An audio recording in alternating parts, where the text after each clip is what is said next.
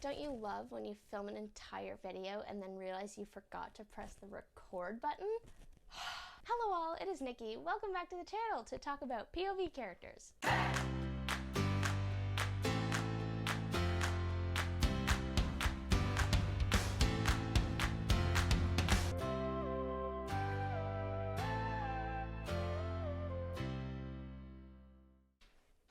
Just give Reggie a minute to adjust her position there. I feel very smart and writerish talking about POV characters because I'm sure there was a time when I did not know what that meant. POV character is a point of view character, so it's a character whose point of view you are using to relay the story. As the reader, we are getting the story through their eyes, we understand things as they understand them. A story might have just one POV character. An example of that might be Harry Potter. Most of the series is just Harry living his life and we're living it with him. We're living it through him. All of the other characters are characters that interact with him. Reggie, get nice and comfy.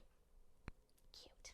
Stories can also have like two or more perspectives. I tend to find that a lot of YA stuff has two, like one for the male and female lead in a romance subplot. It's really handy for romance because that way you get both sides of the love story, you see how they see each other, you see how they feel about each other, it's all very cute, etc, etc. Examples of that would be like The Traitor's Game, Onyx and Ivory, the Blood of Kings series if you want like a Christian YA example. I forget where or when I heard this, but I know I saw somewhere from some sort of writerish source that it's perceived as bad if you have too many POV characters going on, which kind of freaks me out because like I'm a multiple POV gal. I can see how it would be a problem if it was distracting or like confusing or readers felt like they weren't connecting to anyone because they were being jerked around too much, but like all of that would be a case of multiple POVs done like kind of poorly. So I feel like assuming that it's done well, multiple perspectives, multiple point of view characters is my personal preference. For reference, let's look at my favorite YA fantasy series, the Lunar Chronicles, which I know is kind of a go-to example of mine, but the reason for that is that I think the author just does character really well in that series, and that it's a really excellent example of multiple POVs used effectively. So by the end of the series' fourth book, you have a cast of like 9,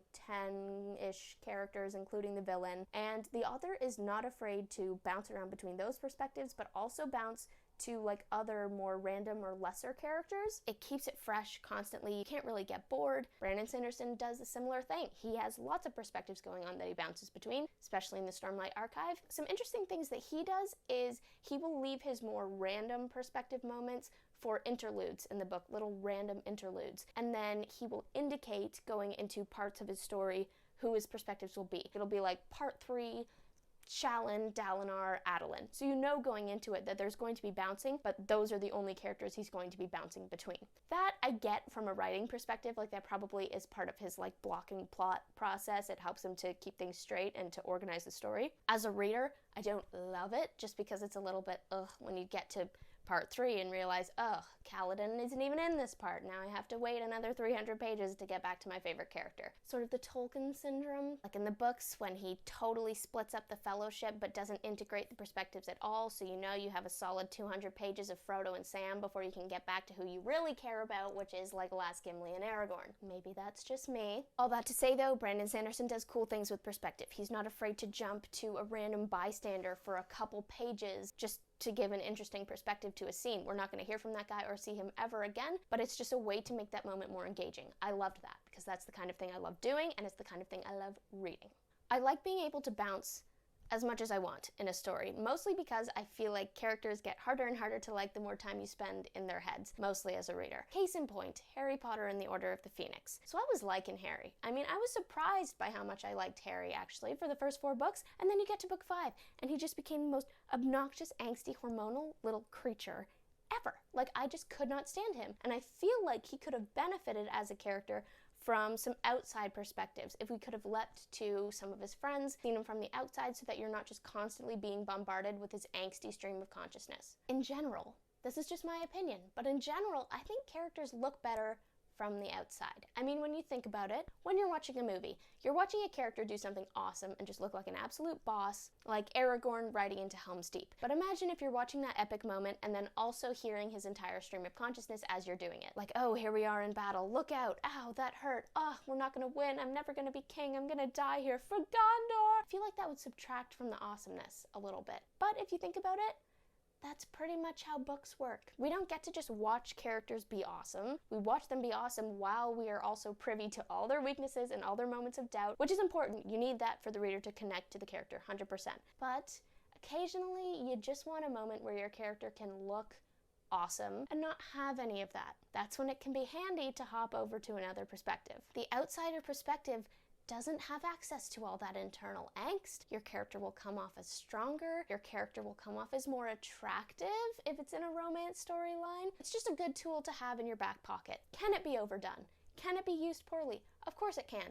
Every writing technique can. One example of this, I think, would be in romance, when you use the bouncing technique purely to show off the physical attractiveness of the other character. If your POV character spends their entire scene admiring the physique of the significant other, that is pretty obvious. It just feels like we are being bludgeoned over the head with like, he's cute, you should love him. Not necessary. Show, don't tell. That character is naturally going to become more attractive to us, the reader, if you show them doing something really nice or sweet or cool or whatever. But just using the multiple POV technique as a way to like highlight or showcase their physical attractiveness, that I'm not crazy about. I feel like it's pretty obvious to the reader and it's just not the most effective use of the technique.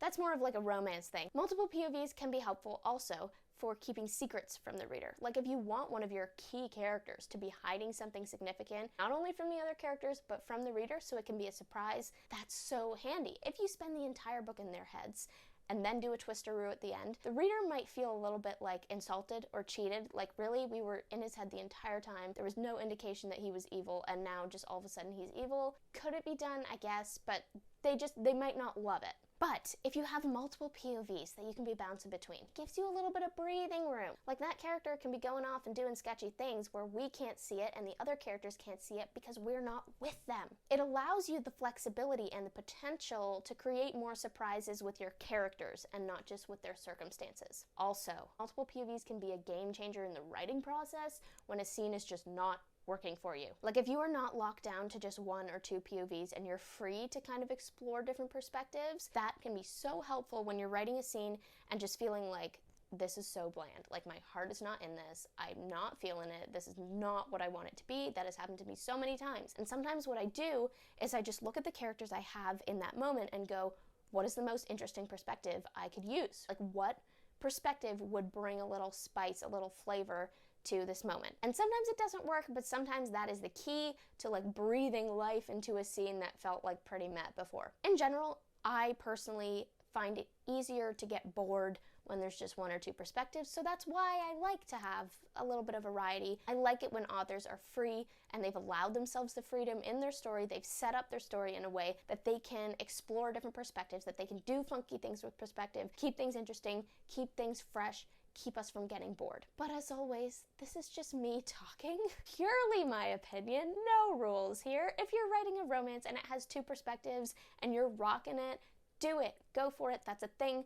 People love it. I don't write romance. I don't really read romance either. I'm more of a fantasy gal, and that is just like my perspective. That's where I'm at right now. That's the kind of story I prefer. Maybe my opinion on this will change down the road. Thank you so much for watching this video, guys. I hope you enjoyed it. Feel free to like and subscribe and comment below with your preference. One POV, multiple POVs, and as always, remember to spend some time in the clouds today. Goodbye from me